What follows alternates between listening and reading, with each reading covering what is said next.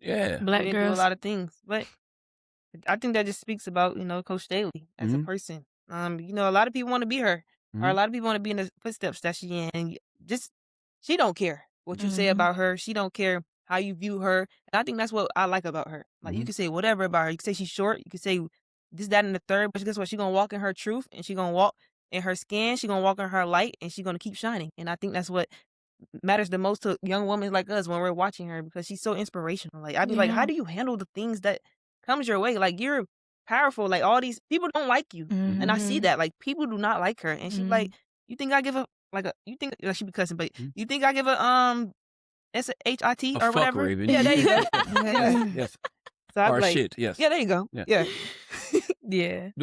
Why you said black girls tonight? You think that's the reason they don't amplify the way they should? I mean, let's just get down to the nitty gritty. Like, we are like a predominantly black team. Mhm. Like, and I feel like we don't get showcased as much as we should because of politics. Everything is political in society, I feel like.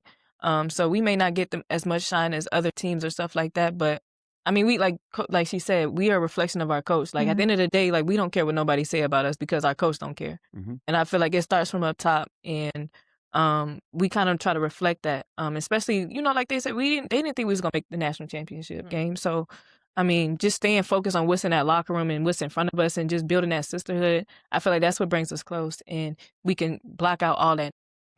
Thanks for tuning in to the Urban Scope podcast. Hey, I'm back with more WNBA news, so to speak. As you can hear from the clip before,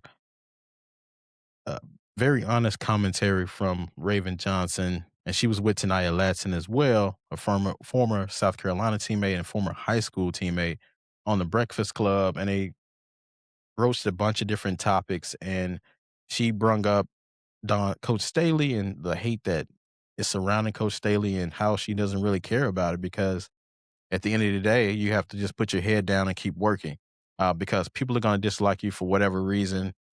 Shoot, I've had people dislike me because they said I was too happy. So people will hate you for anything. So I don't know if people just want you to be sad all the time or people just want you to be what they want you to be, but you have to live your life and be who you want to be, and people just have to deal with it. Um, it's too many people losing their lives or stressing out over what people think when it doesn't matter at all. So I think that's a great topic of what Raven brought up. And she's able to see this as a young lady to see that, hey, people are going to hate you no matter what, especially in women's basketball, especially with all the different sexism that's going around, the open, the accepted excess sexism that's going around, the genderism, all of these different things, the misogyny, all of the things that's going on today in this world that these things will exist and you just have to go about your day and just realize that it's just people being ignorant and people being uneducated and uninformed about things and the new ways of the world. So Tanaya also talked about it's black girl hate because, if we're being honest here, black women are the most criticized and most marginalized race and gender that we have in this country. And it still exists today. So if Dawn Staley being a black woman, especially even though it's women's sports, it's still a male dominated field overall, she still has to face that criticism.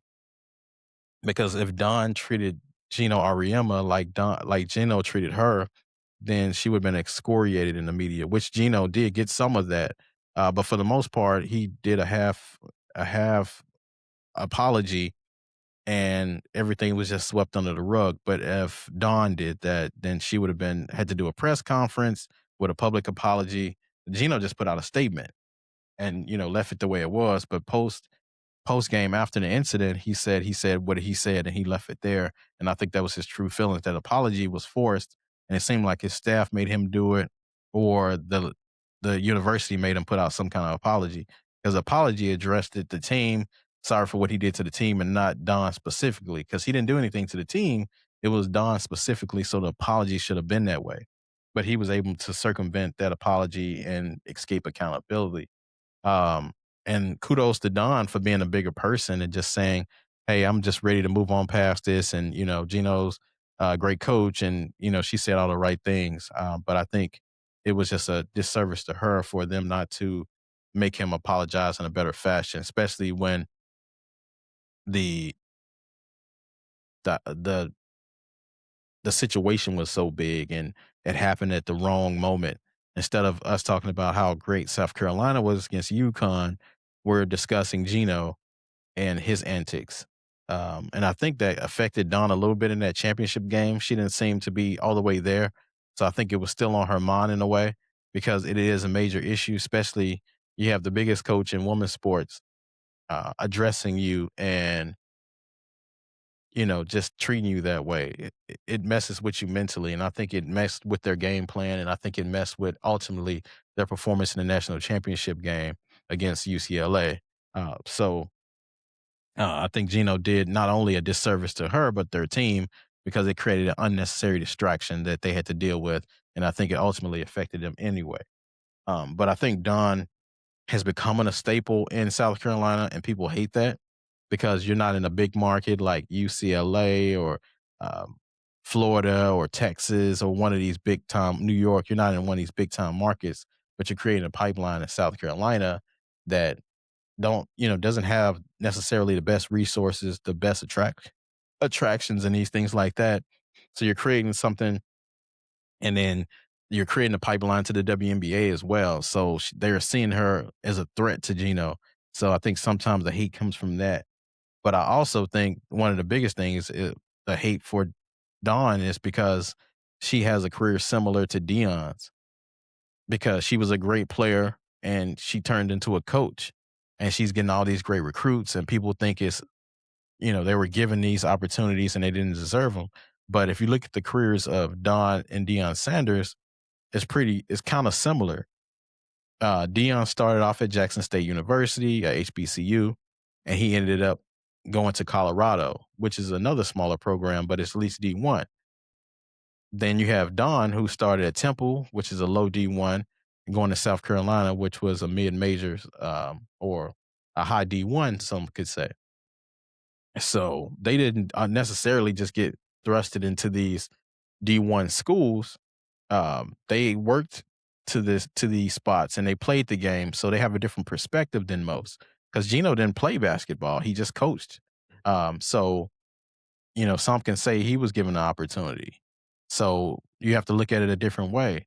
And if you want to compare it to the NBA, look at one of the biggest hires that the NBA has in the last 5 years is JJ Redick to the Lakers. JJ Redick was an analyst. He played basketball, but he didn't have any coaching experience. If I can remember, he was coaching elementary or middle school kids before he coached the Lakers.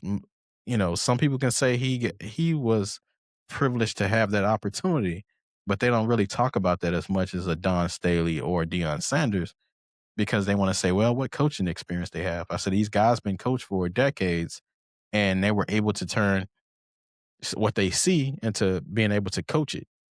So that's a lot different than what Gino did. Gino didn't have any playing experience, at least not in the collegial levels. He never had that. So, um, at least, Don and Dion worked their ways up. But I think Tanaya hit the nail on the head and was very honest because when she said it, Raven kind of looked like, oh, I didn't know she was going to say that. So she was very brave and candid in what she said and very honest. And she didn't tell any lies.